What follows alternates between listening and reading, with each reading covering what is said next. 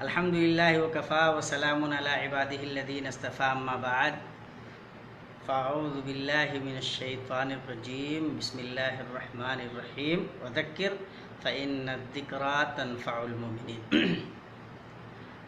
دوستو، حسب وعدہ ہم فضیلت الشیخ محمد عزیر شمس حفظہ اللہ وتولہ بالرعایت الکاملہ کے ساتھ آپ کے روبرو ہیں۔ ہم نے پہلے بھی اپنے وال پہ لکھا تھا کہ انشاءاللہ ہم امام شافعی رحمۃ اللہ علیہ کی کتاب الرسالہ پہ شیخ سے لائیو گفتگو کریں گے۔ اس سے پہلے اس سلسلے کی کتب خالدہ زندہ جاوید کتابوں کے سلسلے کی پہلی کڑی پچھلے ہفتے اسی سنیچر کے دن ہم نے شیخ سے موطا امام مالک رحمۃ اللہ علیہ پہ گفتگو کی تھی، اور ہم شکر گزار ہیں اپنے دوستوں کے، احباب کے، کہ آپ نے ہمت افزائی کی اور آپ نے احساس دلایا کہ اس قسم کے اچھے موضوعات پہ، اچھی کتابوں پہ سیر حاصل گفتگو ہونی چاہیے، اس کا فائدہ ہوتا ہے۔ تو ہم شیخ کے بھی شکر گزار ہیں، دعا کرتے ہیں کہ اللہ تعالیٰ شیخ کا سایہ ہم پر تعدیر باقی رکھے صحت و عافیت کے ساتھ، اور آپ کے علم سے ہمیں استفادے کی توفیق دے۔ آج امام شافعی رحمۃ اللہ علیہ کی ایک اہم کتاب الرسالہ سے متعلق انشاءاللہ ہماری گفتگو ہوگی۔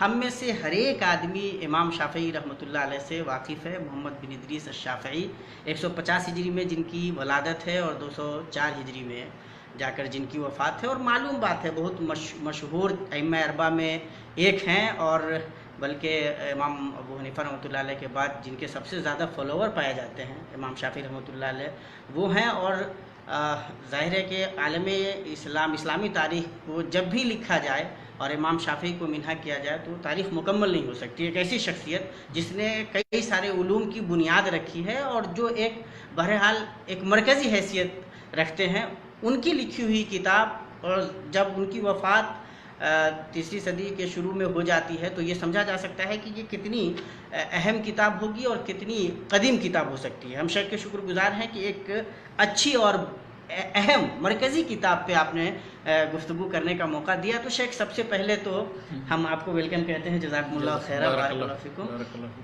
اور اس کے بعد شیخ ہم یہ جاننا چاہیں گے کہ جب آپ کتابوں کے بارے میں ہم سوچتے ہیں تو موطا امام مالک رحمۃ اللہ علیہ پہ گفتگو کرتے ہیں، پھر آپ کا حکم ہوتا ہے کہ ہم لوگ الرسالہ پہ بات کر سکتے ہیں۔ میرا حکم نہیں، آپ لوگوں کا انتخاب ہے۔ یقیناً انتخاب ہے، لیکن مطلب جب ہمارا انتخاب یہاں پہنچتا ہے، آپ کی تائید شامل ہوتی ہے، تو الرسالہ کیوں؟ رسالہ کیوں، اور اس کے مختلف وجوہ اسباب ہیں۔ سب سے پہلی بات تو یہ کہ ایک فن جو علم اصول فقہ ہے، جس کی بنیاد سمجھی کہ مسلمانوں نے ہی رکھی، اس سے پہلے اصول فقہ کی بنیاد ہی نہیں تھی۔ ڈاکٹر حمید اللہ صاحب نے اپنے لیکچرز میں، جو خطبۃ بہاولپور کے نام سے، اس میں انہوں نے بتایا کہ دوسرے دنیا کے مختلف خطوں میں قوانین جو ہیں ان کی بنیاد تھی، لیکن ان قوانین کا استنباط کیسے کیا جائے، اس کے اصول و ضوابط کیا ہیں، اس سلسلے میں مطلب کسی نے نہیں کوشش کی، کسی دوسری قوم میں نہیں۔ سب سے پہلی کتاب جو یعنی پوری دنیا میں اس فن سے متعلق یعنی اصول استنباط قواعد فقہیہ یا قوانین وہ کیا ہیں، تو ان کی سب سے پہلی کتاب امام شافعی نے یہ مرتب کی ہے۔ عالمی تاریخ کی اس موضوع پہ پہلی کتاب، کیا بات ہے۔ تو اس لیے اس کی تاریخی اہمیت بھی ہے اپنی جگہ پر۔ دوسری چیز یہ ہے کہ یہ کتاب جس پس منظر میں لکھی گئی، ویسے تو ایک جزئی وجہ بیان کی جاتی ہے کہ ایک عبد الرحمن بن مہدی بہت بڑے محدث بھی تھے، عالم بھی تھے، تو انہوں نے ان کو ایک خط لکھا، کہا کہ احادیث کے سلسلے میں آپس میں اس میں اختلاف ہے، اور استنباط ہم مسائل کا کیسے کریں قرآن سے، حدیث سے، اور دوسری چیزوں سے، ناسخ منسوخ کی کیا حقیقت ہے وغیرہ۔ تو ان کو ایک خط لکھا، تو اس کے جواب میں وہ چاہتے تھے کہ امام شافعی کچھ لکھیں، تو یہ بھی ایک وجہ بنی۔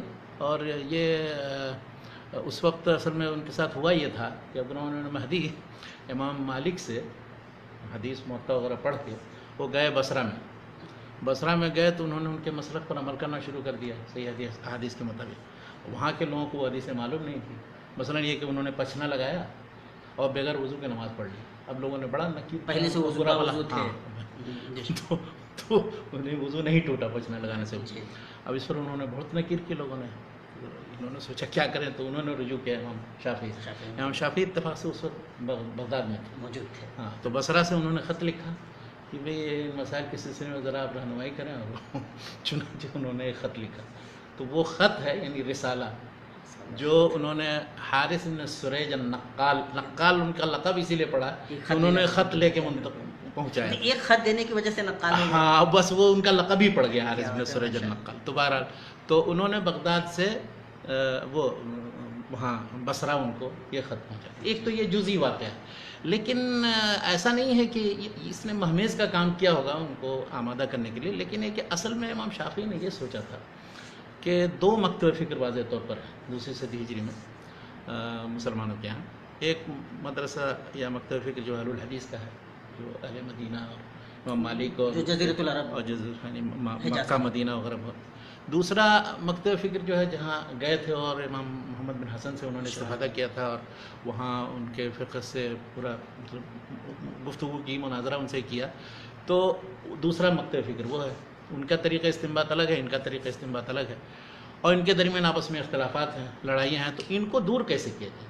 مطلب اس کے لیے کچھ ایسے اصول و قواعد وضع کیے جائیں کہ جن اصول و قواعد پر دونوں مکتب فکر والے متفق ہو کر کے، اور اسی طریقے سے پھر قرآن یا حدیث اور اجماع قیاس وغیرہ چیزوں سے استنباط کریں اور یہ اختلافات دور ہوں. تو اصل وجہ یہ تھی، یعنی دونوں گویا کہ ہم یہ کہہ سکتے ہیں کہ جو بعد میں اسباب اختلاف فقہا وغیرہ کی بحث بعد میں چھڑی یا فقہ مقارن کی بات آئی، تو اس کی پہلی بنیاد امام شافعی رحمۃ اللہ علیہ نے یعنی اسباب اختلاف فقہا تو الگ چیز ہے، یعنی کیوں یہ اختلافات پیدا ہوئے، لیکن ان اختلافات کو دور کیسے کیا جائے، دونوں مکتب فکر کو قریب کیسے لائے، توفیق بین المدرستین کیسے ہو.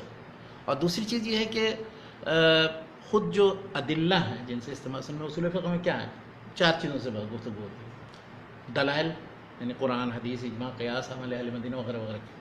دوسرا ہے کہ احکام یعنی واجب ہے، مندوب ہے، مباح ہے، مکروہ وغیرہ. تیسرا ہے کہ استنباط کیسے کیا جائے ان احکام کا ان ادلہ سے. اور چوتھی چیز یہ ہے کہ جو مستنبط ہوگا مجتہد، تو اجتہاد اور جو مستنبط کی طاقت نہیں رکھتا اس کے احکام کیا. یہ چار مباحث ہیں. اور پانچویں چیز ایک ہوتی ہے کہ تعارض و ترجیح، آپس میں ادلہ کے درمیان اگر اختلافات ہوں پیدا تو ان میں تعارض ہو تو کیسے توفیق و تطبیق کی جائے گی. تو امام شافعی نے ان پہلوؤں کو پیش نظر رکھ کر کے ادلہ اور ان کی ترتیب وہ قائم کی. دوسری چیز استنباط احکام کا کیسے کیا جائے اس کے قواعد بتایا اس میں. اور تیسری چیز یہ ہے کہ ایک مستنبط یا مجتہد کو کن صفات سے متصف ہونا ضروری ہے یہ بیان کیا. اور چوتھی چیز یہ ہے کہ تعارض پیدا ہو اگر دلائل کے درمیان، کیا قرآن حدیث کے درمیان تعارض ہو سکتا ہے، انہوں نے نفی کی اس کی. کیا احادیث کے درمیان انہوں نے کہا بظاہر تعارض ہوتا ہے لیکن اس کو دور کرنے کے اصول و قواعد بیان کی. تو ان مباحث پر انہوں نے تشفی بخش گفتگو کی. بلکہ یہ خط جب پہنچا عبدالرحمن المہدی کو تو بہت طویل تھا، کتاب خاصی لمبی ہے. انہوں نے علامہ محمد شاکر صاحب نے چھاپی 600 صفحے میں تقریباً، لیکن خیر ان کے اس میں ان کے لمبے لمبے حواشی ہیں. تو انہوں نے یہ کہا کہ لو کان عقل لنفہم، لو کان عقل لنفہم، دو بار کہا کہ مطلب مختصر لکھتے. انہوں نے مثالوں سے تشریح سے استنباط کیسے کیا جائے اور سارے فروع فقہیہ اور آیات احادیث، بہت لمبی گفتگو، مطلب ماشاءاللہ یعنی تشفی بخش گفتگو کی. تو یہ وجوہ اسباب بنے جن کی وجہ سے اس کتاب کی تعریف انہوں نے کی. اور واقعی یہ کتاب جو ہے مطلب اپنے اس قابل ہے کہ بالکل گفتگو ہونی چاہیے. ماشاءاللہ بنیادی کتاب ہے تو استفادہ بھی ہونا چاہیے. شیخ جب یہ بات ہو رہی ہے تو ایک سوال میرے ذہن میں آتا ہے. ایک طرف یہ بات آئی کہ اصول فقہ کی بنیاد مسلمانوں نے رکھی اور امام شافعی رحمۃ اللہ علیہ پہلے آدمی ہیں جنہوں نے یہ کام کیا. دوسری طرف یہ مانا جاتا ہے کہ اصول فقہ کے جو اصول ہیں وہ یونانی منطق اور فلسفہ کے ہی اصول ہیں جو مطلب اسی طرح سے کہیں نہ کہیں وہ کر دیے گئے ہیں اور یہ کر دیے گئے ہیں. اور کچھ لوگ تو یہ تک مانتے ہیں کہ یہ مسلمانوں کے خلاف یا قرآن و سنت سے الگ کرنے کے لیے ایک سازش کے طور پہ مطلب یہ تو مطلب کیا لگتا ہے؟ دیکھیے یہ اصول فقہ سے ناواقفیت کی دلیل ہے کہ اس طرح کی گفتگو کی جائے. دیکھیے بعض مقدمات منطقیہ یعنی منطقی استدلال کے اصول اور ضوابط اور قواعد یہ اصول فقہ کی کتابیں بعد میں داخل ہوئی، اس سے پہلے نہیں تھے. یعنی اصول فقہ کی جتنی قدیم کتابیں چاہے وہ منہج متکلمین پر ہو، منہج فقہا پر ہو، منہج اہل الحدیث پر ہو، 3 منہج ہیں معروف. اور بعد میں لوگوں نے پھر اصول فقہ میں بھی یہ 3 مناہج ہیں. ہاں 3 منہج ہیں. واضح ہے امام شافعی کا منہج اہل الحدیث ہے، اور ائمہ متکلمین جتنے معتزلہ اشاعرہ ماتریدیہ وغیرہ تھے منہج متکلمین پر، اس میں ان کو اس سے بحث نہیں ہوتی ہے کہ کس کی فرع اور کس کا مسئلہ ثابت ہوتا نہیں، فی نفسی اس قاعدے کی تحریر سے گفتگو متعلق گفتگو ہوتی. اور تیسرا منہج فقہا یعنی فروعات فقہیہ اس کی بنیاد پر ایسے اصول و قواعد بیان کیے جو اہل الرائے کا منہج ہے عام طور پر، اہل الحدیث کا منہج پھر یہ ہے کہ جو امام شافعی نے بیان کیا اس میں. تو کہنے کا مقصد یہ تھا کہ اصول فقہ میں کوئی مطلب سازش نہیں ہے اور نہ کسی چیز سے دور کرنے کی کوشش ہے. مختلف مناہج پر یہ کتابیں لکھی گئی ہیں اور ان کے درمیان آپس میں مسائل میں گفتگو ہوتی ہے، اختلافات ہوتے ہیں، جیسے فقہی مسائل میں اختلافات ہوتے ہیں، احادیث میں جو تضاد ہوتا ہے بظاہر نظر آتا ہے تو اس کے درمیان توفیق تطبیق سے مختلف. تو یہ ہے. اور اصول فقہ میں دراصل یہ منطقی مباحث یہ بعد کی چیز ہے. ہاں، بلکہ امام غزالی جن کی وفات 505 ہجری میں ہوئی، ان کی جو بہت مشہور کتاب ہے المستصفیٰ، تو المستصفیٰ کے شروع میں انہوں نے یہ مباحث یعنی مقدمہ منطقیہ یعنی منطقی مبادیات وہ ڈال دی اچھا اصل اصول فقہ کے مباحث سے پہلے. بلکہ یہاں تک انہوں نے لکھ دیا اس میں کہ جو شخص ان مقدمات منطقیہ یا منطقی مباحث کو نہیں جانے گا تو اس کی معلومات کا کوئی اعتبار نہیں. یعنی وہ اصول فقہ نہیں سمجھ سکتا. اب وہ اصول فقہ نہیں سمجھ سکتا، فقہ نہیں سمجھ سکتا، ان چیزوں کو نہیں سمجھ سکتا. تو گویا شک جو لوگ یہ سمجھتے ہیں کہ یہ سازش ہے، تو اگر وہ ان کو جوڑ کر دیکھتے ہیں تو وہ تو کہیں نہ کہیں مطلب جسٹیفائی کیا جا سکتا ہے. لیکن غزالی 505 میں وفات ہوئی، ان سے پہلے وہ خود ان کے استاد جوینی ابو اسحاق الجوینی، اور پھر اس کے بعد ایک ابو اسحاق شیرازی تھے جن کی 478 میں وفات ہوئی. ان سے پہلے اور جو دوسرے جو حتیٰ کہ معتزلہ اور دوسرے، انہوں نے کہیں منطق کو استعمال نہیں کیا. ابو الحسین البصری کی کتاب موجود ڈاکٹر حمید اللہ صاحب نے چاہا المعتمد فی اصول الفقہ کے نام سے، اور جو کتابیں بھی لکھی گئیں چاہے شوافی نے، مالکیہ نے، حنابلہ نے، کسی نے منطق کو استعمال نہیں کیا. تو منطقی اصول و قواعد کی ضرورت اس میں نہیں ہے. اس کے جو اصل موارد اور مصادر ہیں اصول فقہ کے، وہ اولاً تو عربی زبان اور اس کے بنیادی اصول و قواعد ہیں، اس لیے کہ ہمارے جو مصادر ہیں وہ سب عربی میں. دوسری چیز یہ ہے کہ خود عقل اور فہم وہ یعنی جو ہر ایک کو اللہ تعالیٰ نے وہ دیتی ہے، تو اس کی روشنی میں کس طرح ہم سمجھیں، مثلا آپس میں تعارض ہو تو کیسے سمجھیں، اس میں پھر عام و خاص، مطلق مقید اور ظاہر اور نص، اس طرح کی چیزیں پیدا ہوتی ہیں. تو یہ سب منطق نہیں ہے، یہ تو مطلب یہ عقل ہے، عقل انسانی سے جب مفر بھی نہیں. ہاں، تو منطقی مباحث جن لوگوں نے بعد میں پھر داخل کر دیا متکلمین نے، پھر اس کے یونانی منطق کے جو اصول ہیں نبوت لا کر کے انہوں نے مطلب جو بنیادی تبدیلی پیدا کی اس میں وہ یہ ہوا کہ ہر مثلا اصطلاح کی منطقی تعریف کی جائے. مطلب شیخ جس طرح عقائد کے مباحث میں، جیسے عقائد کے مباحث، جیسے اصول حدیث کے مباحث میں، یعنی منطق کے آنے کی وجہ سے ہوا ہے کہ ہر لفظ اور اس اصطلاح کی تحدید، منطقی تعریف، اور اس پر جو یادات وارد ہوتے ہیں، اس طرح کی تعریف کیوں کی گئی ہے، یہ لفظ کیوں استعمال کیا گیا، یہ سب چیزیں منطقی چیز ہیں. یا مثلا منطق کے اصول و قواعد کی روشنی میں بعض چیزوں کا سیدھے سے انکار کر دیا جائے جبکہ وہ نصوص میں وارد ہے، مثال کے طور پر، یا عمل سے ثابت ہے. تو اس طرح کی چیزیں جو ہے منطق کے برے اثرات ہیں. اصول حدیث میں بھی یہی ہوا، اصول فقہ میں بھی یہی ہوا، اور دوسرے فنون میں جہاں حتیٰ کہ نحو صرف کی کتابیں جو بات کی ہیں وہ سب منطقی سے یعنی وہ چیزیں کہ جن پر جن کا تعلق عمل سے نہیں ہے بلکہ مطلق نظری بحثوں سے، تو اس میں یہ سب منطقی مشکلات ہیں. اگر ان کو نکال دیا جائے تو کوئی بھی علم بالکل پاک صاف ہو جائے گا اور منطق کے اثرات سے اور استفادہ آسان ہو. اللہ کرے کہ ہم لوگوں کو یہ توفیق ملے کہ ہم مطلب ان مباحث سے اپنے آپ کو الگ کر سکیں. لیکن اس کا مطلب یہ بھی نہیں ہے کہ منطق سے مفر بمعنی منطق کو سمجھنا چاہیے کہ ہے کیا. نہیں، وہ تو شیخ منطق کو سمجھ لیں، اس کے ضرر کو سمجھ لیں، اس کے کیا فوائد ہیں وہ بھی معلوم ہو جائیں. لیکن ہے کہ شریعت کے علوم میں اس کو اس انداز میں داخل کرتا ہے کہ وہی حاوی ہو اور دوسرے سارے لوگوں کی رائیں اور دوسرے قواعد وائد سب دوسرے درجے میں چلی جائیں، یہ چیز نقصان دہ. اور یہ اصولین جتنے پرانے اصولین ان میں سے کسی نے نہیں کیا. یہ غزالی کے بعد سے یہ سلسلہ شروع ہوا، اور بعد میں جن لوگوں نے جیسے رازی آئے ہیں اور عامدی آئے ہیں اور اس طرح سے متاخرین میں جو اہل الرائے کے منہج کے مطابق یا فقہ کے منہج کے مطابق جو اصول ان میں یہ سب چیزیں آئیں، پرانے لوگوں کے یہاں نہیں تھیں. جیسا کہ امام ابن تیمیہ نے رد المنطقین میں بیان کیا. تو یہ زیادہ اچھی بات تھی. اب جیسے وہ نحو پڑھاتے ہوئے اساتذہ یہ تک بتاتے ہیں کہ فاعل اگر مرفوع ہوتا ہے تو کیوں ہوتا ہے. اب پھر جب اس کی وہ مطلب توضیح شروع کرتے ہیں کہ مضارع سے مشابہ ہوتا ہے، پھر ایسے ہوتا ہے، پھر ویسے ہوتا ہے اور کیا کیا، تو پتہ چلا بیچارے کو یہ یاد رہے یا نہیں رہے کہ ہاں بھائی جب وہ مطلب اسم فاعل ہے تو مرفوع ہوگا، لیکن وہ کیوں ہوگا اس چکر میں طالب علم اس کی تعلیل ہے. تعلیل فقہاء کے یہاں بھی ہے، لیکن منطقی تعلیل وہ دوسری ہے، وہ بالکل دوسری چیز ہے. منطق میں جو بنیادی جو مباحث ہے، حد اور قیاس. حد یعنی کسی چیز کی حقیقت ہم معلوم کریں تو اس کو کہتے ہیں کہ جنس اور فصل دو لفظ لائیں اور اس سے اس چیز کی تحدید ہو جاتی ہے. حالانکہ یہ حد کے مباحث بالکل مطلب پرانے کسی کے یہاں نہیں اس معنی میں. اسی طرح سے قیاس، یعنی دو جملے آپ دو مقدمہ منطقی ہیں، مقدمہ اولا مقدمہ ثانی، یہ جمع کریں تو نتیجہ یہ نکلے گا، اور اس کے سب اشکال اربع ہیں، اس کے ضروب منتجہ ہیں، کیا ہے کیا ہے. تو وہ کہتے ہیں کہ اس کی کیا ضرورت ہے، وہ کہتے ہیں دو ہی ہونا چاہیے، دو سے زیادہ نہیں ہوگا، دو سے زیادہ ہوگا تو وہ دو پر اس کو لوٹایا جائے گا. تو اس طرح کے جو دعوے ہیں، منطقی اصطلاحات استعمال کرنا، منطقی سارے زبان میں گفتگو کرنا، یہ چیزیں اکثر لوگوں کے یہاں ہمیشہ ہوتی، لیکن متاثرین چونکہ اسی میں لگ گئے، سارے بعد کی جتنی کتابیں ہیں وہ اسی انداز کی ہیں، 6ٹھیں 7ویں 8ویں صدی ہجری کے سے لے کر کے اب تک کی نصابی کتابیں ہیں، ان کے شروع حواشی ہے، اس سے متعلق جو کچھ کام ہوا ہے وہ سب منطق سے متعلق. بلکہ مطلب اسلامی موضوعات کی جب گفتگو ہو اور علوم عالیہ کی جب بات آتی تھی تو یہ ساری چیزیں سب سے پہلے سامنے رہتی تھی. تو جو ان کے اثرات تھے، منطق کے اثرات بعد میں آئے ہیں، پہلے نہیں تھے. بہرحال وہ اصول فقہ بنیادی طور پہ خالص اسلامی خالص ایجاد ہے، ایجاد ہے، امام شافعی اور رحمۃ اللہ علیہ کو ایجاد ہے. اولیت حاصل ہے اس سلسلے میں. تو شیخ جب ہم رسالہ کے بارے میں بات کر رہے ہیں تو الرسالہ اور کتاب العلوم کا بھی کیا آپس میں کوئی رشتہ ہے؟ کچھ لوگوں نے یہ کہا ہے کہ کتاب الرسالہ جو ہے یہ کتاب العلوم کا مقدمہ ہے یا اسی کی ابتدا اس سے ہوتی ہے، اس لیے کہ بعض مخطوطات بھی ایسے ملے ہیں کہ جس میں شروع میں کتاب الرسالہ ہے. تو یہ کوئی لفظی اختلاف ہے، اس کا کوئی اثر نہیں پڑتا. اور حقیقتاً انہوں نے الگ سے لکھی تھی مستقل رسالہ باضابطہ الگ سے وہ لکھی تھی بغداد میں. ہمارے شاکر صاحب کہتے ہیں کہ نہیں بغداد میں نہیں، مکے میں لکھی تھی، لیکن ان کی بات مرجوع ہے اس لیے کہ باقاعدہ منصوص ہے کتابوں کے اندر، مناقب الشافعی میں، امام بہقی نے، اور تاریخ بغداد وغیرہ میں.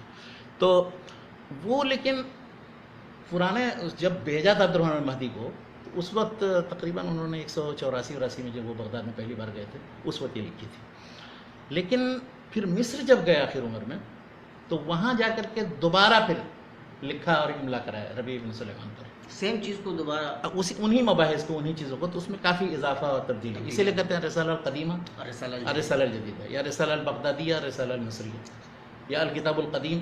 تو اب بعد میں جب پھر جو ربیع بن سلیمان نے ان سے نقل کیا یا املا انہوں نے کرایا امام شافعی نے، تو اس کے بعد پھر اب ربیع بن سلیمان کا ایک سب سے بڑا جو کام ہے وہ یہ ہے کہ اپنے استاد امام شافعی کے کتاب العلوم کے جتنے مباحث اور ابواب تھے وہ انہوں نے سب لکھے تھے.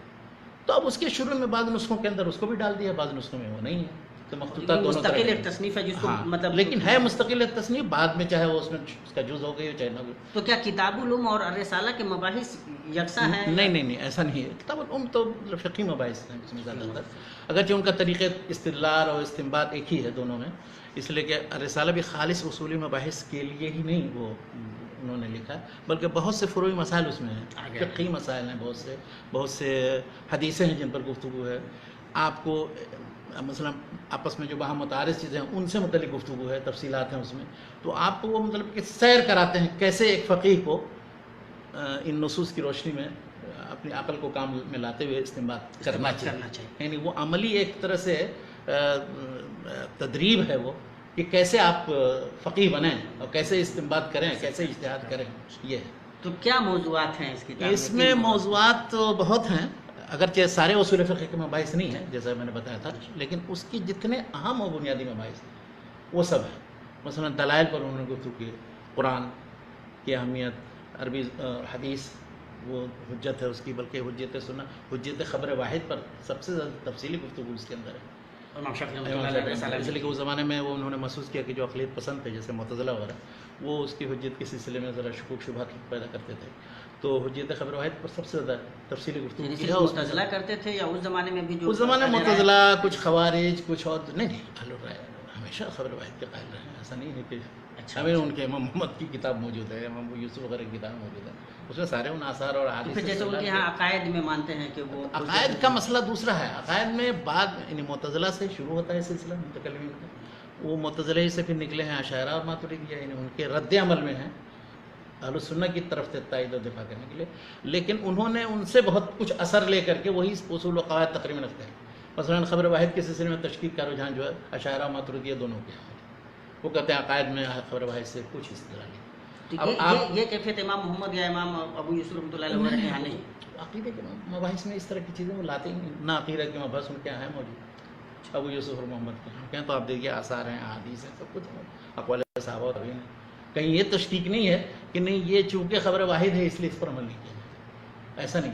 ان کی کسی کتاب کے اندر نہیں ہے، کتاب الاصل تو گویا کہ چونکہ معتزلہ وغیرہ کے یہاں اس طرح کا رویہ پایا جا رہا تھا تو امام شافعی رحمۃ اللہ علیہ نے فوکس کیا. وہ گئے تھے وہاں، اور ممکن ہے کہ انہوں نے کسی کو پایا ہو تو وہ گفتگو کے انداز میں یہ اسلوب انشاءاللہ جب اس اسلوب پر گفتگو ہوئی تو بتاتے ہیں، تو انہوں نے ایک اپنا مخاطب فرض کیا کہ جس نے کوئی اعتراض کیا، جو سوال کیا، کوئی کچھ بھی کسی مسئلے سے متعلق چھیڑا تو انہوں نے جواب دیا. پوری کتاب اسی اسلوب میں، بلکہ جس طرح سے افلاطون اور ارسطو وغیرہ نے اپنی کتاب مرتب کیا، اور افلاطون کی آپ نے وہ ریاست پڑھی ہے یا ان کے مکالمات، تو وہ اسی انداز کا ہے. انہوں نے بھی ایک مخاطب کو تصور کیا، اور اس کے بعد اس نے کیا ہمیں سے سوال کیا اور ہم نے کیا جواب دیا، پھر انہوں نے کیا اشکال کیا، پھر اس کا جواب دیا. اور اس سے فائدہ یہ ہوتا ہے کہ ایک چیز کے سے متعلق جو تفصیلات ہیں، جزئیات ہیں، وہ سب سامنے آ جاتے ہیں. تب تو ٹھیک ہے شیخ، میرا بھی ایک کردار بنام خان کا ہے، چلے گا. کر سکتے ہیں، ظاہر ہے مکالمہ کے ذریعے مسائل کی ترسیخ اور تبیین اور توضیح کا کام کیا جاتا ہے، اور یہ بہت اچھا اصول ہے. امام شافعی رحمۃ اللہ علیہ امام شافعی پورے رسالہ میں، بلکہ بہت سی جگہ کتاب الام میں بھی. تو کتاب الام فقہ کی کتاب ہے بنیاد طور پر، لیکن کتاب الام کے بعض ابواب اور کتب جو ہیں وہ خود اصول فقہ میں، مثلا اس میں ایک کتاب اختلاف الحدیث ہے. اختلاف یعنی مختلف جو آپ بظاہر متعارضہ حدیث ہے ان کے درمیان توفیق و تطبیق کیسے کی، رسالہ میں انہوں نے کیا ہے مجمل طور پر، وہ مفصل مستقل. ایک کتاب ان کی ابطال الاستحسان ہے، رسالہ میں بھی استحسان سے متعلق گفتگو ہے، لیکن وہاں وہ مستقل ایک کتاب لکھی. اسی طرح سے امر و نہی سے متعلق، تو امر و نہی جب آئے گی تو وہ کس وجوب پر معمول ہوگا کہ نہیں وجوب پر معمول ہوگا، اس میں متعلق. شیخ کتاب العلوم کے بارے میں ایک اشکال یہ ہے کہ امام شافعی رحمۃ اللہ علیہ کی نہیں ہے بلکہ ان کے شاگرد ہی کی لکھی ہوئی، تو کیا رسالہ کے بارے میں بھی اس طرح کی؟ نہیں، رسالہ کے بارے میں تو اس طرح کی بات نہیں. کتاب العلوم کے بارے میں بھی جو اشکال ہے وہ بہت ہی غلط اشکال ہے، اور اس پر وہ علامہ محمد شاکر صاحب نے بہت سختی کے ساتھ تردید کی ہے. انہوں نے وہ ایک ذکی مبارک تھے، بہت بڑے ادیب، وہ ہر ایک کے خلاف بس کچھ نہ کچھ لکھتے تھے. کبھی طہ حسین سے بھیڑ گئے، کبھی کسی سے بھیڑ گئے، کبھی عقاد کے خلاف لکھ دیا، کبھی. تو انہوں نے ایک بار لکھا اعظم خطأ تاریخی کتاب الام لیس للشافعی. تو اب وہ لکھا، اس کی اساس کیا تھی؟ ایک کتاب ہے قوت القلوب، تصوف کی کتاب ہے، ابو طالب مکی نے لکھی ہے، 386 میں وفات ہے ان کی.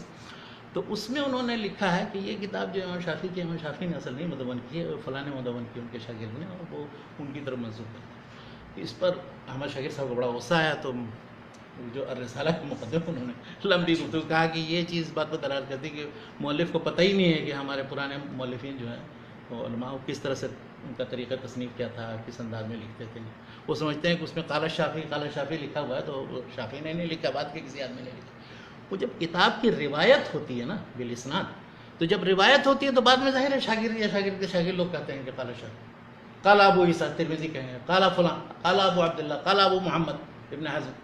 تو وہ روایت کرنے یا ناسخین یا ان لوگوں کا کام ہوتا ہے کہ وہ اس طرح کے الفاظ داخل کر دیتے ہیں. جیسے رحمہ اللہ داخل کر دیا، ظاہر ہے اس نے خود لکھا ہوگا تو نہیں رحمہ اللہ نہیں لکھا ہوگا. تو اس چیز کو سمجھے نہیں، اس وجہ سے وہ لے اڑے. اس پر پھر انہوں نے رد کیا اور کہا کہ ان کو اتنی یعنی بالکل ابجدیات بھی جو ہے تالیف کی مسلمان کے، ان سے بھی ناواقف ہیں. انہوں نے کہا کہ ہمارے بہت گہرے دوست ہیں، بہت اچھے میرے تعلقات ان سے، لیکن اس مسئلے میں انہوں نے ایسی غلطی کی. لیکن کتاب الرسالہ کے سلسلے میں اس طرح کا کوئی شبہ نہیں کہ امام شافعی کی تالیف نہیں، یا ایک اس پر اعتراضات یا اس پر جو اس کی نوعیت ہے وہ دوسرے انداز کی. مثلا اس پر اعتراض سب سے پہلی بات تو یہ کہتے ہیں، کچھ لوگ کہتے ہیں کہ نہیں، سب سے پہلی کتاب اصول فقہ کی ہے. نہیں، کچھ لوگوں نے دعویٰ کیا ہے کہ نہیں، ان سے پہلے بھی بعض لوگوں نے کتابیں لکھی ہیں اصول فقہ کی، اصول فقہ کے بعد میں 22 پر لکھی ہے. امام شافعی کو اولیت دینا درست ہے، لیکن اس پر لوگوں نے بہت رد کیا ہے، اور اس پر گفتگو لمبی کرنے کی ضرورت نہیں، ورنہ دوسرے پہلو رہ جائیں. فائنلی یہ ہے کہ امام شافعی رحمۃ اللہ علیہ کو دوسرا دی جانی چاہیے، باضابطہ مطلب یہ باقاعدہ سارے لوگوں نے لکھا ہے، جس پر جن لوگوں نے بھی کتابیات پر، تاریخ پر، تذکرہ سوانے وغیرہ پر جو کتابیں لکھی ہیں، اصول فقہ کی کتابیں جن لوگوں نے لکھی، سب لکھتے ہیں کہ وہ انہوں نے سب سے پہلی مدون کی، اور سب سے پہلی مدون کتاب یہ ہے. اگر اس سے پہلے کی کوئی کتاب ہے تو کہاں ہے اس کا کوئی؟ ہاں اچھا، کبھی کبھی ایسا بھی ہوتا ہے جیسے اصول کا لفظ جو ہے، اصول کا لفظ صرف اصول فقہ پر نہیں بولا جاتا ہے، اصول الدین پر بھی بولا جاتا ہے، یعنی عقیدے پر بھی. تو اب لہو کتابوں میں فی الاصول اگر کسی شخص کے بارے میں ہے بھی دوسری صدی ہجری کے، تو اب وہ کیا اصول دین ہے یا عقیدہ کے بارے میں وہ کتاب ہے یا اصول فقہ پر کتاب ہے؟ وہ کتاب ہی سرے سے نہیں پہنچی. تو اب ہم کیسے کہیں گے نہیں وہ فلاں نے ابو یوسف نے ایک کتاب اصول میں لکھی ہو، فلاں نے ایک کتاب اصول میں لکھی. اصول دین بھی ہوتا تھا، اصول فقہ بھی ہوتا تھا. تو وہ کتاب سب سے بڑی بات کتاب ہی نہیں پہنچی، تو فیصلہ کیسے کریں گے؟ رسالہ کے مقابلے میں دکھائیں نا کہ ان کے مقابلے میں فلاں یہ کتابیں جو لکھی گئی ہے اور یہ موجود ہے. تو اس پر اعتراض، ایک تو اولیت سے متعلق اعتراض کیا، دوسرا اعتراض یہ کیا گیا کہ اس میں جیسے تعریف، یہ متاخرین کے اعتراضات جب وہ منطق سے متاثر ہوئے، انہوں نے کہا کہ سارے جتنی اصطلاحات ہیں ان کی منطق کی تعریف نہیں کی قاعدے سے حدود و حدود، تو یہ تو اس کا امتیاز ہے بجائے اس کی کہ اس سلسلے میں قدر کیا جائے. کیا بات ہے.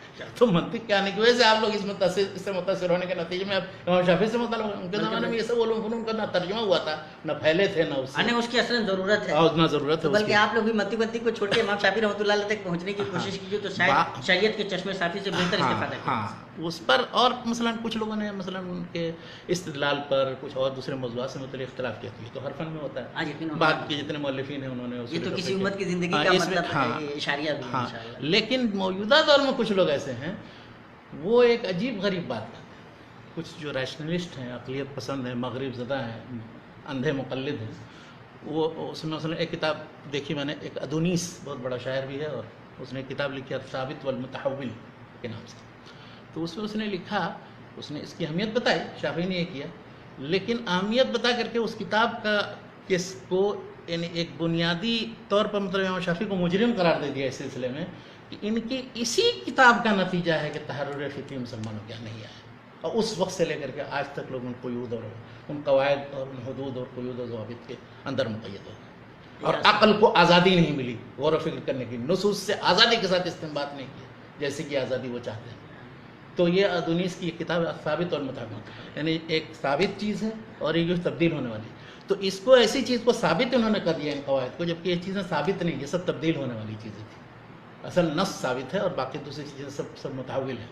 تو ثابت اور متحول کتاب ہے، 3 جلدوں میں اس کتاب ہے. وہ کتاب اگر کبھی پڑھیں تو اس ساری گمراہی کی جڑ سمجھ میں آئے گی کہاں سے شروع. ایک اور مصنف ہے نصر ابو زید، اس نے اور بھی بہت سی عجیب غریب کتابیں لکھی. تو اس نے لکھا ہے کہ امام شافعی نے جو یہ کتاب لکھی ہے تو یہیں سے فکری طور پر زوال شروع ہو گیا. رسالہ کے بعد اگر رسالہ نہیں لکھا ہوتا تو سارے لوگ گمراہ بات میں نہیں ہوتے اور ہمیں آزادی رہتی کہ ہم قرآن حدیث. وہ اصل میں چاہتے ہی ہیں کہ قرآن حدیث سے ہر طرح آزادی کے ساتھ ہم استعمال کریں، جیسے ان قواعد و حدود و قیود کو ہم پابند رہیں. ہاں ہم مطلب قرآن سنت کو ہٹا دیں، عربی زبان جس طرح ہم چاہیں اس کی تعویل توجیہ کر لیں، نئے انداز میں قرآن کی تفسیر کریں، نئے انداز میں حدیث کا مفہوم لیں. تو یہ اس میں سے الگ کر دیں تو اس طرح.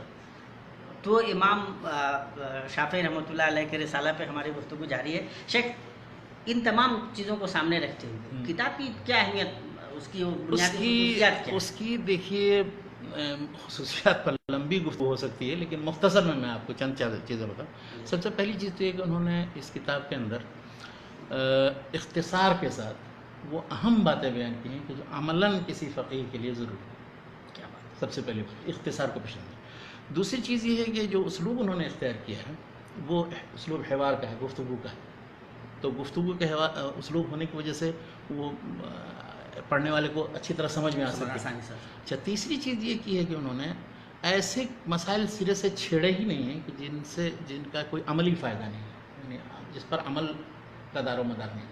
عام طور پر اصول فقہ کی بات کی کتابوں میں آپ دیکھیں گے فرضی، خاص طور متکلمین کے منہج کے مطابق فرضی ایسے مسائل گڑھ لیتے ہیں اور اس کے پھر سلسلے میں اختلافات ذکر کریں گے اور دلائل اور مناقشات، وہ کچھ نہیں. ایسی چیزیں کہ جو عملی ہیں، عملاً ایک مسلمان ایک فقیہ کو ضرورت ہے جن چیزوں کی، ان سے ارتباط، ان کا ذکر کیا ہے. اور ان کے چوتھی چیز یہ ہے کہ اس کتاب میں جو زبان استعمال کی گئی اتنی اعلیٰ اور فصیح اور بلیغ زبان ہے.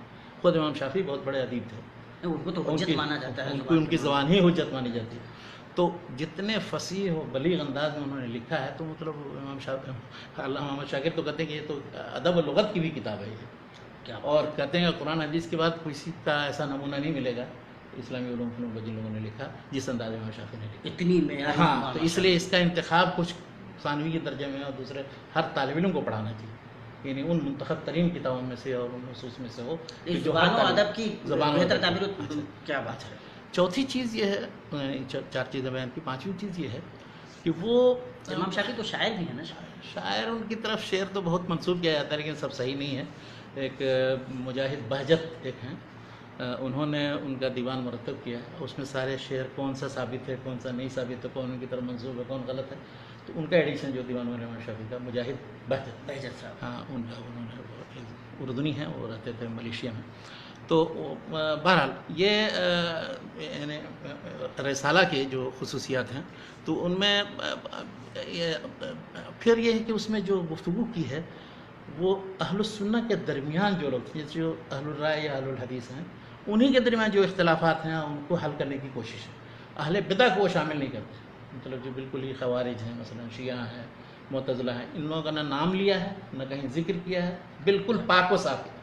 اس کے غیر مسلموں کا تو خیر کوئی ذکر ہی نہیں، مطلب ان کے اختلافات. بعد کے اصول فقہ کی کتابیں آپ دیکھیں گے وہ خلاف للسمنیہ، جو بدھسٹوں یا ہندوؤں کے مذہب کے خلاف اور فلاں کے خلاف، ان سب چیزوں کو اصول فقہ میں لانے کی کیا ضرورت ہے؟ یا مبتدع کے اصول و قواعد اور ان کے مناقشہ کرنے کی کیا ضرورت ہے؟ صحیح چیزیں میں تو یہ انہوں نے کیا. اچھا، اسی طرح سے انہوں نے اس کتاب کو، اگرچہ یہ اصول فقہ کی کتاب ہے لیکن اس انداز میں مرتب کی ہے کہ اصول اور فقہ الگ الگ نہ نظر آئے. جہاں جو اصول بیان کیا وہیں اس کے ساتھ ساتھ جتنے فروعی مسائل اس سے مستمد ہونے کا امکان، اتنی مثالیں دے دی ہیں کہ وہ اصل جو ہے ذہن میں بالکل طالب علم کے راسخ ہو. ہاں تو یہ اچھا، پھر کہیں کسی جگہ کوئی تکلف نہیں کیا ہے، ہمیشہ یعنی استدلال کے سلسلے میں یا گفتگو کے سلسلے میں مطلب بالکل سادگی سے جو چیز ہر آدمی کو سمجھ میں آئے وہ کی ہے. کھینچ تان کر کے کسی آیت سے زبردستی نکالنا وہ نہیں کیا، بلکہ وہ خود کہتے ہیں کہ جو شخص عربی زبان سے واقف ہو اور قرآن مجید بلسان عربی مبین ہے تو عربی زبان سے جتنا زیادہ جو واقف ہوگا اتنا زیادہ وہ صحیح طریقے سے قرآن حدیث کے نصوص کو سمجھ سکے گا، اس سے استنباط میں قادر ہوگا. تو انہوں نے ہر جگہ یہی کوشش کی ہے، اور انہوں نے کوشش یہ کی ہے کہ ہر باب کے سلسلے میں، جیسے اب کہیں مثلا ناسخ و منسوخ کا باب آئے گا تو اب ناسخ و منسوخ سے متعلق اہم ترین جو آیتیں ہیں وہ پیش نظر رکھیں، ان کی اس انداز میں تشریح کی، بیان کیا، اور ایسے وہ نصوص حدیث وغیرہ کے پیش کیے کہ اس سے وہ مسئلہ بالکل واضح ہو جائے گا. مثلا تعویل قبلہ کا مسئلہ ہے یا اور جو دوسرے مسائل اس انداز میں پیش کیے، اور خبر واحد کے. اچھا، کبھی کبھی ایسا کرتے ہیں جیسے کسی ایک مبحث میں ایک بات لاتے ہیں، وہی بات دوسری جگہ، وہی بات تیسری جگہ، اس لیے کہ ہر جگہ الگ الگ. مثلا کہیں حجت خبر واحد میں وہ لاتے ہیں کہ تعویل قبلہ کے لیے ایک آدمی نے آ کے بیان کیا، بس لوگوں نے بدل لیا، تو وہاں بھی وہ بیان کریں گے. دوسری جگہ کہیں وہ کسی دوسرے سیاق میں، پھر تیسرے سیاق میں. اگر آپ دیکھیں وہ جو فہرست بنائی ہے علامہ احمد شاکر صاحب نے قبر رسالہ کی، تو ایک ایک حدیث انہوں نے 4 5 پر مرتبہ بیان کیا، اور ہر جگہ الگ الگ سیاق میں. تو یہ ان سارے وجوہ اسباب کی بنا پر مطلب یہ کتاب ایک طرح سے عملی، ایک طرح سے پریکٹیکل تربیت کی کتاب ہے. اجتہاد اور استنباط اور تفقیہ کے لیے تربیتی کتاب ہے. یہ کوئی اصول ہے، اگر اس میں صرف اصول چھانٹ لیے جائیں مختصر، تو چھوٹی سی کتابیں بنیں گی، 30 35 صفحہ 40 صفحے کی کتاب نہیں بنے گی، اور بھی منطقی ترتیب اور حدود و قیود نہیں اس کے اندر. تو یہ رسالہ کے اور بھی بہت سے خصوصیات بیان کیے جا سکتے ہیں. بہرحال گویا مطلب آدمی کو فقیہ بننا ہے، بننے کے لیے تو رسالہ زبردست طریقے سے انسان کو پڑھنا اچھا، چاہیے. پھر یہی نہیں کہ انہوں نے اس بات کے طور پر بعض جو غلط چیزیں تھیں ان پر تردید بھی کی. مثلا مطلب اہل الحدیث کے منہج سے یہ تعلق رکھتے ہیں، لیکن اہل الحدیث کے ہاں شروع میں اور حتیٰ کہ یعنی اہل الحجاز میں، بحر مدینہ میں بھی مرسل اور منقطع روایتوں کو قبول کرنے کا رجحان تھا. یعنی آپ مرسل بیان کیجئے، چاہے منقطع، مسند اور متصل بیان کیجئے، سب برابر. انہوں نے آ کر کے پھر اس کے بعد اس کے لیے کہا کہ ہر مرسل کیسے قبول ہو سکتی ہے؟ مرسل میں پتہ ہی نہیں ہے کہ وہ اس کے بعد تابعی ہے یا اس کے بعد کوئی اور دوسرا راوی ہے، صحابی ہے، یہ کیا یقین ہے؟ منقطع ہے تو کون سا ہے؟ تو اس پر سب سے پہلے تنقید. اب سوچئے، منہج اہل حدیث ناصر اہل الحدیث ہیں، لیکن اہل الحدیث کے اس منہج پر تنقید، جہاں ان کو کمی نظر آتی ہے تو بضابطہ دلائل انہوں نے بتایا کہ مرسل کب قبول ہوگا، کس کی مرسل قبول ہوگی، اور یعنی اس کے اصول و قواعد بیان کی. مثلا مرسل کی تائید کسی مرفوع حدیث سے ہوتی ہے، مرسل مثلا کوئی دوسرے کسی صحابی یا تابعی کا کوئی اثر مل جائے، اس سے اس کی تائید ہوتی ہو، اس کے اور دوسرے سنت کے اصول و قواعد سے اس کی تائید ہوتی ہے، تب اس مرسل کو قبول کیا جائے گا، ورنہ نہیں. اصول حدیث کے مباحث بھی لا کر کے عمل اہل مدینہ میں سر امام مالک سے گئے، پڑھا سب کچھ عمل، تو عمل اہل مدینہ پر بھی پڑھا. یہ کون سی بات ہے؟ صحابہ کرام ہر علاقے میں پھیل گئے، تو کہیں کسی کے پاس کوئی حدیث تھی، کسی کے پاس کوئی تھی. تو انہوں نے بہت سی مثالیں دے کر کے دکھایا صحابہ کرام، تابعین، تبع تابعین کے زمانے میں، کہ جب بھی پھر کسی کو کوئی حدیث مل جاتی تو حدیث ضرور رجوع کرتا تھا. یہ نہیں کہتا تھا کہ نہیں مکے میں ہمیں یہ حدیث نہیں ملی، مدینے میں ہمیں حدیث نہیں ملی. یہ کون سی بات ہوئی؟ تو اس پر تنقید سوچی. حالانکہ امام مالک کے بہت چہتے شاگرد اور بہت اس کے باوجود انہوں نے اسی طرح سے اس کتاب کی جو بہت بنیادی خصوصیت جو مجھے نظر آئی، اگرچہ مطلب پڑھیں گے آپ تو پڑھنا ہے ایک مرتبہ پڑھنے سے نہیں کام چلے گا. ان کے شاگرد جو ہیں موزنی وہ کہتے ہیں کہ میں 500 بار یہ کتاب پڑھی ہے, اللہ ہر بار نیا نیا فائدہ اس سے ملا. فائدہ ملا. کیا بات ہے. کبھی ہے کہ 50 سال سے یہ کتاب پڑھ رہا ہوں اور ہر بار ایک نیا فائدہ ملا. تو واقعی یہ کتاب اس میں جو ایک بہت اہم مبحث ہے, اگرچہ بہت سارے مباحث اس کے اہم ہیں, وہ یہ کہ توفیق و تطبیق کے قواعد, یعنی بظاہر جو مختلف حدیثیں ہیں ان کو کیسے جوڑا ان کو کیسے جوڑا ہے, ان کو کیسے سمجھا جائے, اس کے سلسلے پر لاجواب گفتگو کی. یعنی امام شافعی سے پہلے آپ کو کہیں کسی جگہ وہ ذخیرہ کھنگال ڈالی ہے اتنی تفصیلیں ہیں, بعد میں جتنے لوگ ہیں انہیں سے استفادہ کیا. یہ سب بہت سے پہلو ہیں جو امام شافعی کو قبر صلاح. ماشاء اللہ اتنی اہم کتاب تھی. اس کتاب کے اثرات مرتب ہوں گے شیخ. بعد میں جو کتابیں لکھی گئی بعد میں جتنی اصول فقہ کی کتابیں مرتب کی گئیں ان سب پر, چاہے وہ منہج متکلمین کے مطابق ہو یا منہج فقہا کے مطابق ہو یا منہج اہل حدیث کے مطابق, ان سب لوگوں نے امام شافعی کے کلام کو بنیاد بنا کر کے, بلکہ بعض لوگوں نے پھر رد کے لیے بھی استعمال کیا اس کا. مثلا امام شافعی نے قیاس کا اس بات کیا. اب جتنے ظاہری ہیں ظاہر قیاس کو نہیں مانتے, تو اب ابن حزم کی مثال الاحکام فی اصول الاحکام, اور جن لوگوں نے جو قیاس کے قائل ہیں داؤد ظاہری وغیرہ, ان لوگوں نے رد بھی کیا امام شافعی ان مسائل کے سے. اور جو دوسرے بہت سے مسائل ہیں کہ جن میں استدلال اور مسائل کے سلسلے میں کچھ اختلاف کیا, تو فقہا اور اصولیین نے بھی بعد میں اختلاف کیا سارے. اور اس سلسلے میں اگر آپ کو کوئی مطلب یہ پتہ کرنا ہو کہ کن مسائل کے سلسلے میں کیا کیا اختلاف کیا ہے, تو ایک بہت بڑا موسوعہ, اس کا نام ہے البحر المحیط, نام بھی اس کا البحر المحیط. زرکشی نے 794 میں ان کی وفات ہے. تو اصول فقہ کی جتنی کتابیں ان کو اپنے زمانے تک ملی تھیں, ان سب کی روشنی میں انہوں نے اصول فقہ کے سارے مباحث مدون کیا, اور سب ہر ایک کا قول نقل کیا, کس نے کیا کہا ہے, کس نے کس پر کیا تھا. تو امام شافعی کو جتنا تعقب آپ کو دیکھنا ہو جس مسئلے میں, وہ البحر المحیط بھی اٹھا کر کے دیکھیے, وہ سب جگہ آپ کو مل جائے گا. تو امام شافعی کے نے اولاً یہ کہ سارے اصولیین نے استفادہ کیا اس ہر کتاب میں. کوئی ہو ہی نہیں سکتا کہ جو آیا ہو بعد میں امام شافعی کے کتاب کو یا ان کے طریقے کو نظر انداز کر کے پھر کوئی گفتگو کسی بھی مسئلہ چاہے وہ اتفاق کرے اتفاق. مثلا اب اتفاق اختلاف سے متعلق ایک چیز, یعنی وہ یہ کہتے ہیں امام شافعی کہ قرآن مجید کا نسخ جو ہے قرآن ہی کے ذریعے ہو سکتا ہے, حدیث کے ذریعے نہیں ہو سکتا. یہ ان کا مسئلہ. احناف کا مسئلہ کہ قرآن مجید کا نسخ جو ہے سنت کے ذریعے بھی ہو سکتا ہے, قرآن کے ذریعے ہو سکتا ہے. امام شافعی یہ دلیل پیش کرتے ہیں مان انصاف من آیۃ ان سے نات بخیر منہا و مثلہا. تو یوں کہتے ہیں کہ خیر منہا و مثلہا نہیں ہے حدیث اس کے بعد دوسرے درجے میں ایسا کہ اب اس پر جو گفتگو چلی, تو اب لوگوں نے پھر لمبی گفتگو کی ہے اس پر, پھر وہ لائے ہیں اور دلائل اور مناقشات ہیں.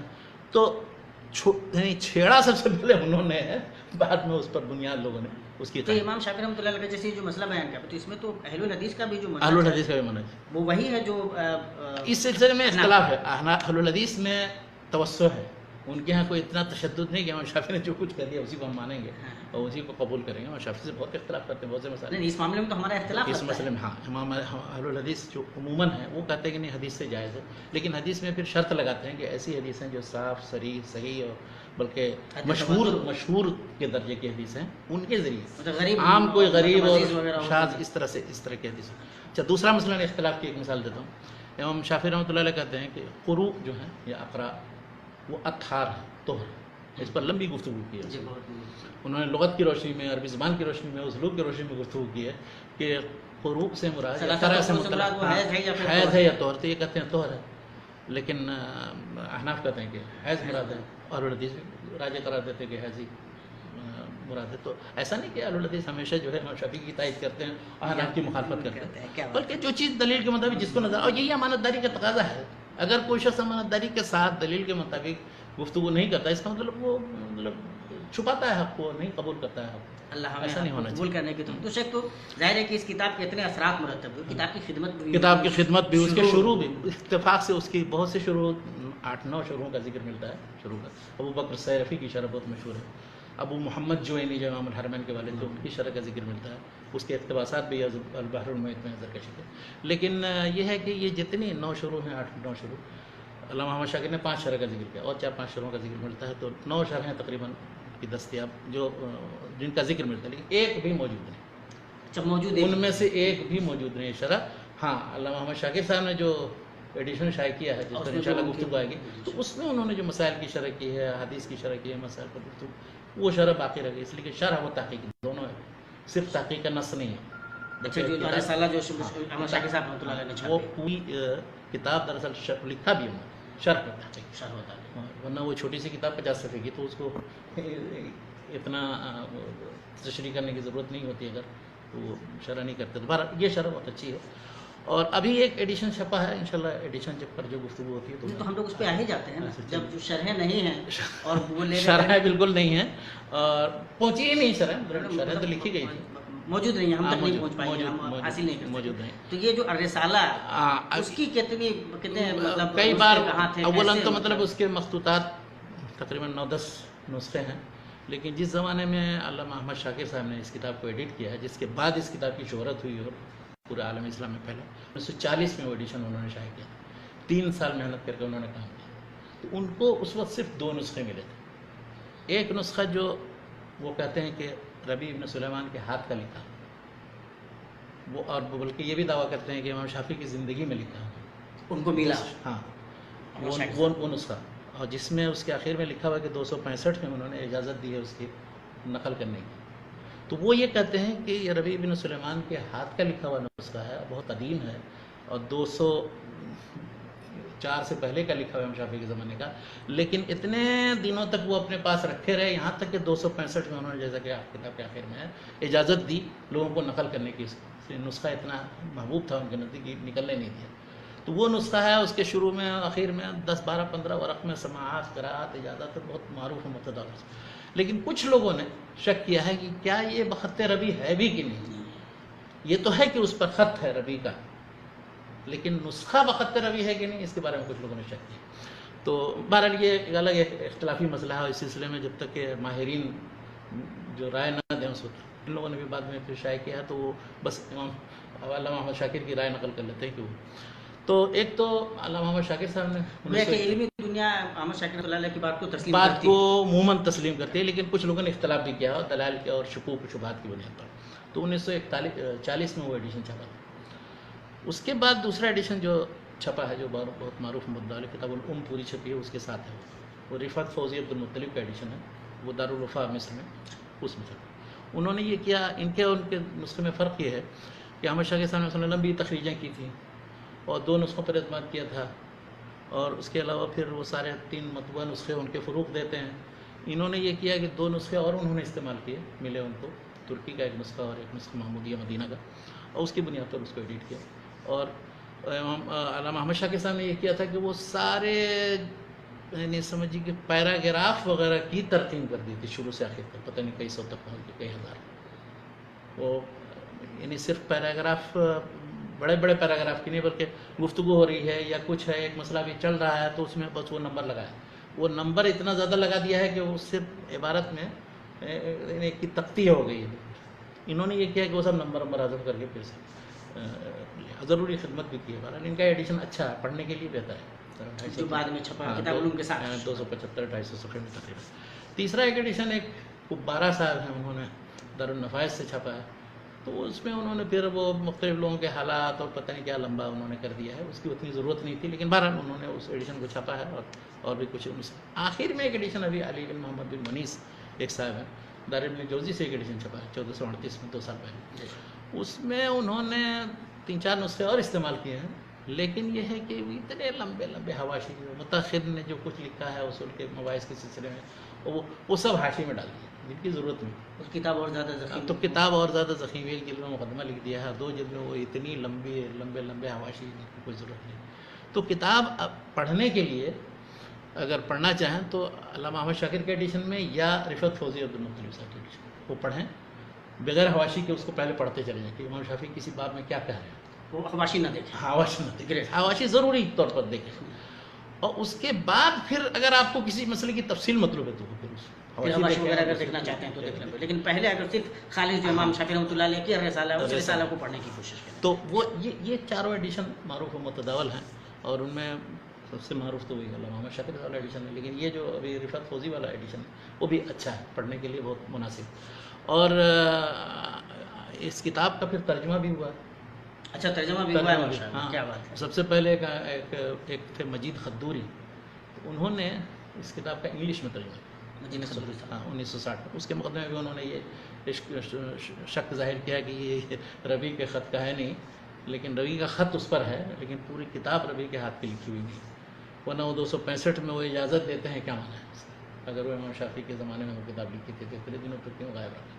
اور پھر وہ ملا کر کے تو دکھائے وہ جو ربی ہیں ان کی وفات کب ہے؟ ان کی وفات 270 میں ہوئی، اچھا 5 سال پہلے 5 سال پہلے۔ ہاں، جی لیکن یہ ہے کہ امام شافعی کے زمانے میں اگر لکھا ہے تو 204 سے پہلے کا لکھا ہوا ہے اس کا، تو وہ اس کو مطلب روکے رہے اس نسخے اور کو۔ ان کی ولادت کب کی ہے؟ ان کی ولادت تقریباً یہی 100 کچھ مجھے یاد نہیں ہے، لیکن یہ کہ 12 صدی ہجری کے آخر میں۔ امام شافعی کے خاص شاگرد تھے وہ، جب وہ مصر گئے ہیں تو بس ان کو پکڑ لیا انہوں نے، وہ کہیں کسی مسجد میں مؤذن تھے، ان کو کہا آ جاؤ، تو اس کو ان پر املا کراتے تھے ساری چیزوں کو لکھتے تھے، تو ان کے خاص الخاص شاگرد تھے۔ مجید خطوری نے 1961 میں وہ اس کا ترجمہ کیا ہے، اور وہ ترجمہ بہت اچھا ہے۔ اچھا، انگلش میں کسی کو اگر پڑھنا سمجھنا ہو تو بہت ہی اچھی خطوری صاحب کا ترجمہ۔ مجید خطوری کی۔ اور دوسرا اردو میں ایک ترجمہ کیا ہے ایک صاحب نے، وہ ہمارے دوست تھے، یہاں جدہ میں رہتے تھے، ایک بار آئے وہ رسالہ اور وہ انگلش ترجمہ یہ سب لے گئے، کہا وہ آیا تو دوبارہ جب آیا تو انہوں نے کہا کہ میں نے پورا ترجمہ کر دیا ہے جی۔ تو اس کے بعد شاید وہ بمبئی میں کہیں بھیج دیا تو کسی نے چھاپ بھی دیا اس کو، لیکن جب میں نے دیکھا تو میں نے کہا کہ یہ 2-3 چیز یہ کیا آپ نے کر دی، وہ مثلا بیچ میں کہیں کہیں انہوں نے اپنا کچھ کلام و مزید تشریح کے طور پر امام شافعی یہ مراد لے رہے ہیں کر کے وہ ڈال دیا اس میں۔ امانت داری کے ساتھ ترجمہ کرنا چاہیے، ہاں امانت داری کے ساتھ ترجمہ۔ میں نے ان کو کہا کہ ہاں ٹھیک ہے میں ریوائز کروں گا، تو وہ اب چھپی ہے تو معلوم نہیں کیسی چھپی ہے، لیکن کیا نام ہے ان کا؟ وہ ایک تھے مبشر حسین صاحب، بڑے فاضل آدمی اور بڑے تیز اور کافی محنتی، وہ پہلے وہ تھے کہیں محاسبہ سے تھے، ان کو سارا وقت ملتا تھا، صرف پڑھنے لکھنے میں گزارتے تھے۔ کیا بات ہے، لیکن ہوا ہے ان کے ساتھ المیہ یہ کہ ایک ایکسیڈنٹ ہوا تو ایک دم کسی گاڑی نے اڑا دیا ان کو، سر پہ چوٹ آئی تو بہت دنوں تک کاموں میں رہے ایسے، لوگ تو نا امید ہو گئے تھے، لیکن ماشاءاللہ دعائیں ہم لوگوں نے کی اور الحمدللہ اسے صحت یاب ہو گئی، لیکن وہ جو ذاکرہ تھا وہ اڑ گیا، بہت کچھ خیر دھیرے انہوں نے بیچارے نے پھر ریکور کیا۔ یہ مبشر حسین صاحب نے تقریباً بہت سے موضوعات پہ لکھا ہے، جدید تحریکات پہ لکھا ہے، برصغیر کے بارے میں لکھا ہے، اسلامی تہذیب کی تاریخ پر لکھا ہے۔ تو اس مبشر صاحب کے علاوہ بھی کوئی ترجمہ ہے؟ نہیں، یہی ترجمہ میں نے دیکھا ہے۔ تو آپ محسوس کرتے ہیں کہ اس کا ترجمہ اچھا ترجمہ ہونا چاہیے، اس لیے کہ ان کا ترجمہ پھر مطبوعہ کس شکل میں وہ میں نے نہیں دیکھا، جو ترجمہ کر کے انہوں نے دکھایا تھا مجھے وہی میں نے دیکھا۔ تو اس کا اردو میں اچھا ترجمہ ہونا چاہیے، اور مطلب اس کی تقریب اور تقدیم کے لیے اور اس کی تیسیر کے لیے اور اس کی جو مباحث ہیں مقدمے میں اس پر گفتگو ہونی چاہیے، اور اس کتاب مقام ہاں، لیکن انہوں نے زیادہ اس پر گفتگو نہیں کی۔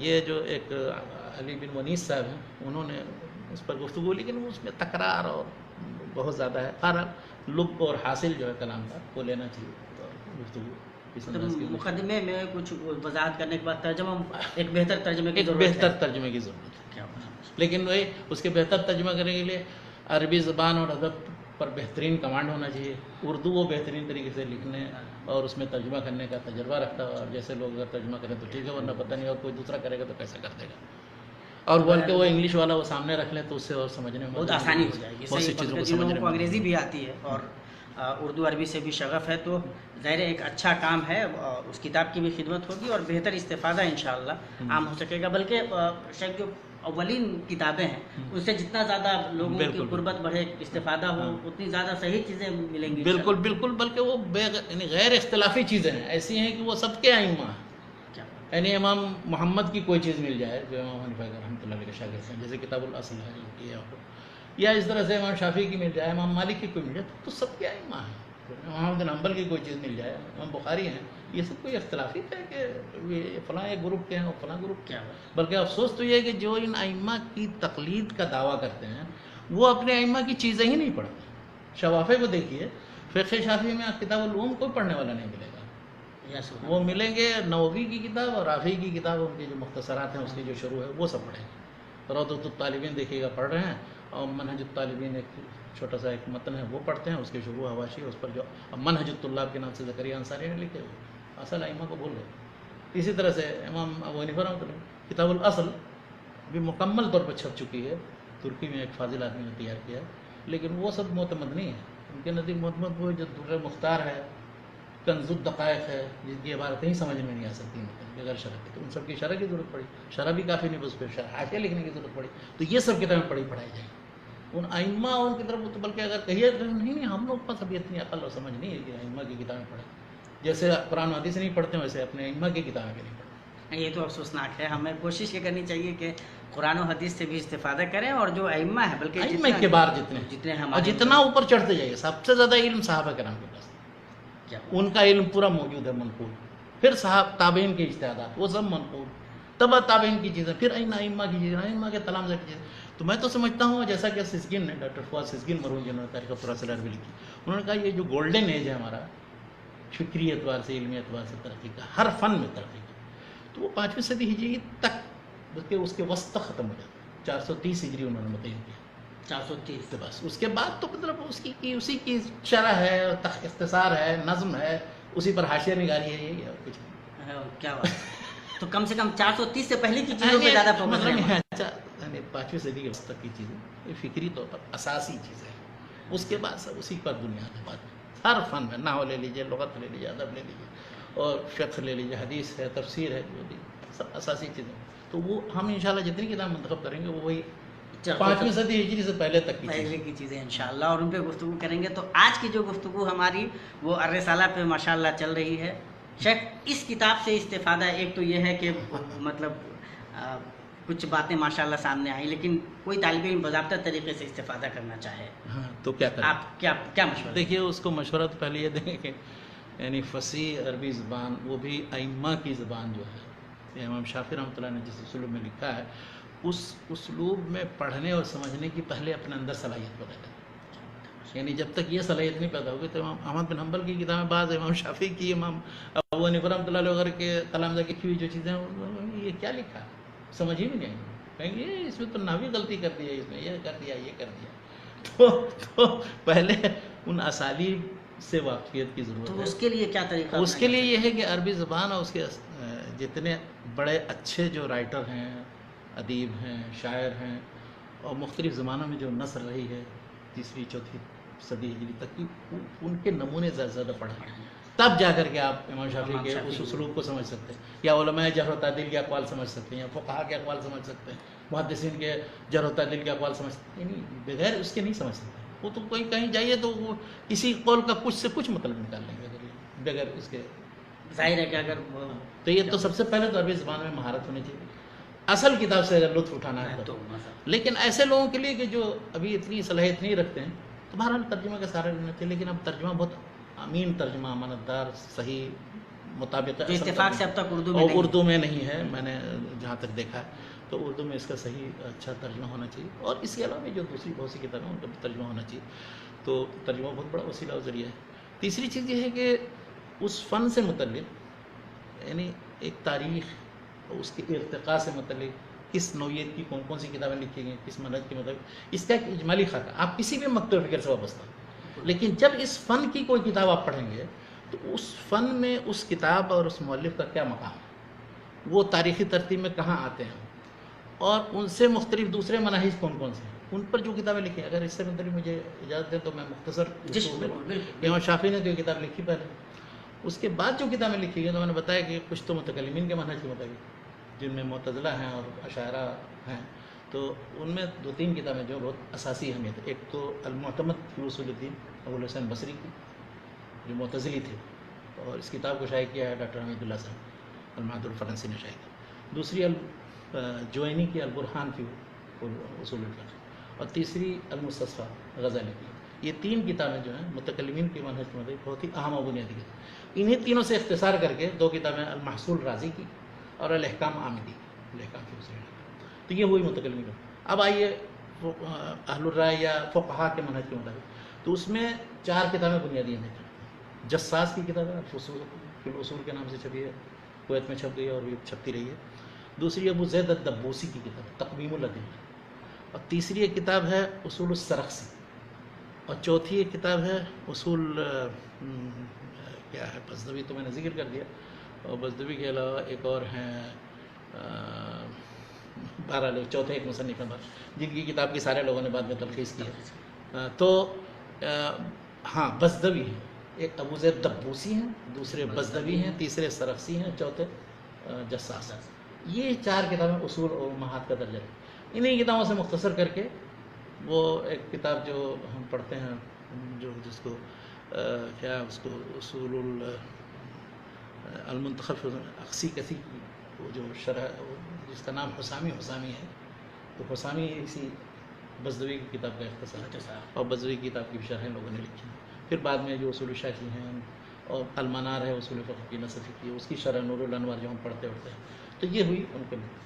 تیسرا ایک منہج جو منہج اہل الحدیث ہے، یعنی جس کو کہہ سکتے ہیں کہ امام شافعی کے منہج کا امتداد ہے۔